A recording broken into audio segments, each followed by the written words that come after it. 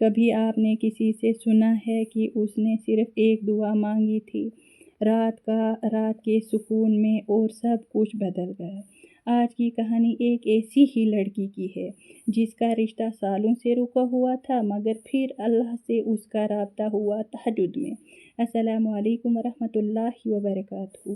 کیسے ہیں آپ سب؟ آئی ہوپ آپ سب خیر و عافیت سے ہوں گے۔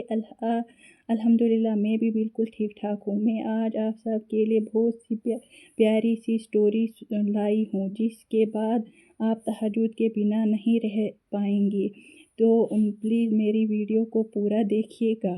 عائشہ 28 سال کی تھی۔ پچھلے 5 سال سے رشتے آ رہے تھے، جا رہے تھے، ہر جگہ صرف ایک ہی جواب، اچھی ہے، لیکن اس کا دل تھک چکا تھا۔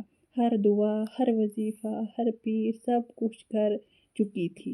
ایک دن اس کی ایک دوست نے کہا، عائشہ سب کچھ چھوڑ دو، صرف ایک رات اٹھو اور اللہ سے بات کرو۔ عائشہ ہنسی، ماشاء اللہ، میں اللہ سبحانہ و تعالیٰ سے روز مانگتی ہوں۔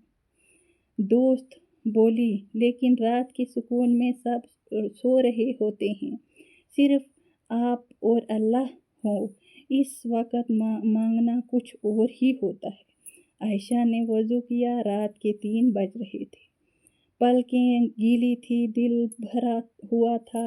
اس نے صرف 2 رکعت نماز تہجد کی اور سجدے میں گر گئی، صرف ایک جملہ بولا اور سجدے میں بس اللہ کے سامنے گر گئی اور دعا مانگی۔ اس نے کوئی وظیفہ پڑھا، نہ کوئی تعویذ، صرف دل سے اللہ سے بات کی۔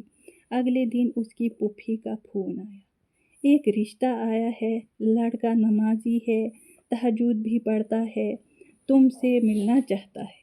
عائشہ نے سوچا، کیا یہی اللہ سبحانہ و تعالیٰ کا جواب ہے؟ 3 مہینے بعد نکاح ہو گیا۔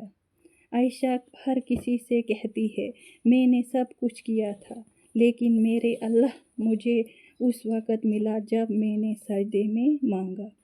تو شاید آپ بھی کسی رات روتے ہوں گے کسی کے انتظار میں، ہو شاید آپ کا رشتہ دعا یا قسمت کی راہ دیکھ رہا ہے، تو آج رات اٹھ کر صرف اللہ سے بات کریں، شاید آپ کی دعا قبول ہو جائے، کیونکہ اللہ بہت ہی رحم والا ہے۔ اگر آپ بھی اس رات اٹھ کر اللہ سے بات کرنا چاہتے ہو تو کمنٹ میں آمین لکھ دیجئے گا۔